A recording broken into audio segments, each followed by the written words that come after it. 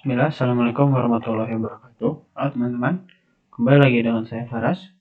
Pada pertemuan kali ini kita akan membahas materi mikrotik MTSNA, dan pada pertemuan paling awal kita akan membahas dari paling basic, itu terkait sejarah mikrotik. Mari kita sedikit ulik-ulik dulu sejarah mikrotik. Mikrotik adalah sistem operasi yang berbasis perangkat lunak yang dipergunakan untuk menjadikan komputer sebagai router sebuah jaringan. Mikrotik menggunakan sistem operasi berbasis Linux dan menjadikan network router. Sistem operasi OS ini sangat cocok untuk membangun administrasi jaringan komputer berskala kecil hingga besar.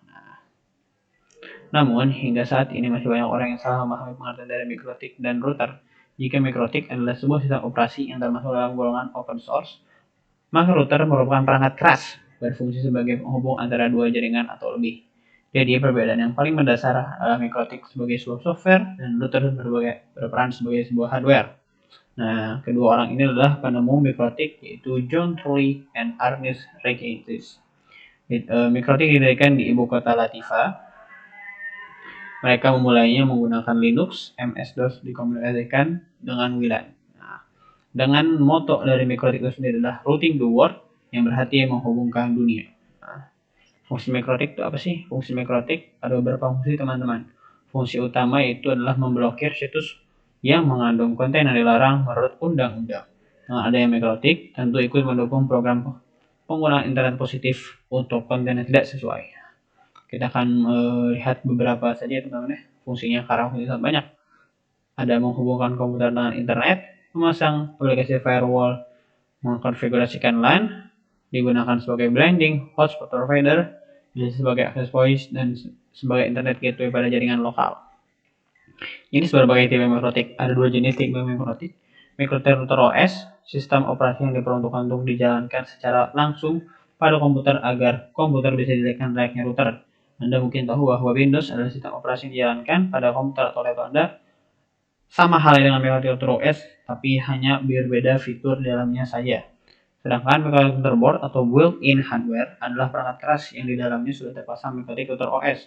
Dalam artian, Anda tidak perlu menginstal program mikrotik pada komputer jika Anda sudah memiliki mikrotik motherboard ini, teman-teman ya. Nah, bila kita memiliki mikrotik motherboard, kita akan mendapatkan terdapat kode di belakang router mikrotik motherboard tersebut.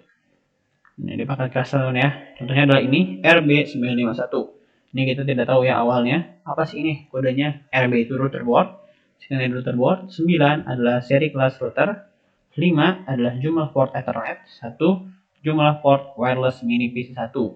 Ada juga router board yang diikuti dengan 2 ND di ujungnya seperti RB951-2ND. 2ND adalah mendukung dual channel. Nah, ada beberapa kode juga, antara lain U, USB support A, advanced dengan level 4 lebih tinggi, high performance H, R, ada wireless card tanam, G, lengkapi dengan port GB, P, injeksi daya power, I, port tunggal injeksi daya power tanpa pengontrol, light edition menggunakan resource lebih sedikit, mendukung S, mendukung port small from pluggable, E, mendukung PCI interface. Contohnya adalah R, kita contohnya sebutkan sebuah contohnya, RB751U2HND. Berarti router board seri 7 dengan 5 port, 1 port wireless USB 2H high performance dual chain. Nah, arsitektur mikrotik boleh ditentukan dalam ada beberapa hardware, teman-teman ya. MIPS, microprocessor without interlocal people stage, adalah jenis prosesor yang dikembangkan oleh MPS Computer System Inc. Pada mikrotik ada dua jenis MIPS, yaitu MIPS L dan MIPS D. Little Endian dan Big Endian. Endians adalah istilah yang menggambarkan urutan byte disimpan dalam memori komputer, misalnya mikrotik yang disimpan dengan urutan Kitrokim. Ya. Ada banyak sekali seriesnya, ada MIPS X86, PPC, Miples, dan Time. Nah, fitur-fitur mikrotik ada sangat banyak, kita akan melihatnya beberapa saja, teman-teman ya. Address list merupakan kumpulan kelompok dari IP address. Bridge menghubungkan suatu ini. Multi-part interface menggunakan bridging firewall. DHCP support DHCP antar muka. Relay client, multi-port network DHCP static, dynamic, server, dan lainnya. NTP adalah Network Time Protocol. Point-to-Point Tunneling Protocol, proxy, routing, SDSL, synchronize-nya adalah firewall dan NAT, support filtrasi koneksi peer-to-peer, source NAT, dan destination NAT. IP address range port, protokol IP hotspot. Nah, hotspot sini ada beberapa ini ya, ada SSL, HTTPS, IPsec, M3P, ISDN, MNDP, tool, VLAN, atau VLAN, dan Winbox. Lisensi atau level mikrotik. Mikrotik ini juga ada lisensi atau levelnya teman-teman ya. Mikrotik bukan perangkat lunak yang gratis, teman-teman. Ingat itu tersedia dari level dimulai dari 0, 1, 3, hingga 6. Kita akan lihat ada setiap level memiliki kekurangan dan kelebihan masing-masing. Kecuali level 6 itu teman-teman sudah mendapatkan hak akses unlimited di semua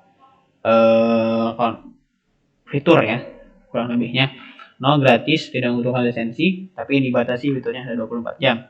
Level 1 demo, 3 sudah mencakup level 1, 4 mencakup level 1 dan 3, 5 mencakup level 1, 3, dan 4, 6 mencakup semua level dan tidak memiliki limitasi apapun. Kita bisa mengeceknya di router di Winbox dengan license.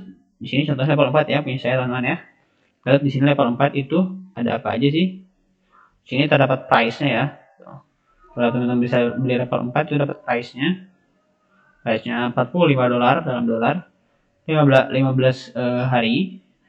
Unlimited semua sudah tersedia. Dan level 6 ini unlimited semua teman-teman ya. Tidak dibatasi dan PPO atau apapun itu tidak dibatasi. Nah, jenjang sertifikasi mikrotik. Nah, sertifikasi mikrotik ini ada beberapa jenjang. Dari yang paling kita akan pelajari awal itu MTCNA dan merembet ke bawah MTCRE, MTCW, MTCT, MTCUME, MTCIP V6E, MTCSE, dan MTCINE.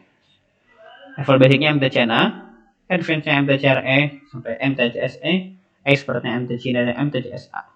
Untuk dapat mengikuti sertifikasi pada level advance atau expert, kita diharuskan mengambil sertifikasi paling basic dari mikrotik, yaitu MTCNA tadi ya. Dulu teman-teman sehabis bisa mengambil MTCNA, teman-teman baru bisa mengambil MTCRE dan sertifikasi lain-lainnya. Sertifikasi MTCNA dapat dilakukan di Micronic Training Center MTC yang banyak di kota-kota besar dengan biaya tertentu, atau juga dapat dilaksanakan Microtik Academy yang ada di sekolah atau perguruan tinggi yang telah resmi menjadi Microtik Academy. Program sertifikasi MTCNA di Microtik Academy hanya dapat mengadakan pelatihan ujian sertifikasi pada siswa yang ada di sekolah perguruan tinggi itu sendiri, sedangkan level sertifikasi advance atau expert yang dapat dilakukan oleh Microtik Training Center. Ini singkatannya teman-teman ya, yang tadi kita sudah sebutkan. Certificated Network Associate, ada Wireless Engineering, Router Engineering, Traffic Control Engineering, User Management Engineering, Internet Network Engineering, IP Vietnam Engineering, dan Security Engineering. Mungkin sekian dari saya untuk pengenalan mikrotik ini. Di materi selanjutnya kita akan membahas konfigurasi dasar pengenalan mikrotik dan cara penginstalannya. Kurang lebihnya mohon maaf. Terima kasih teman-teman. Assalamualaikum warahmatullahi wabarakatuh.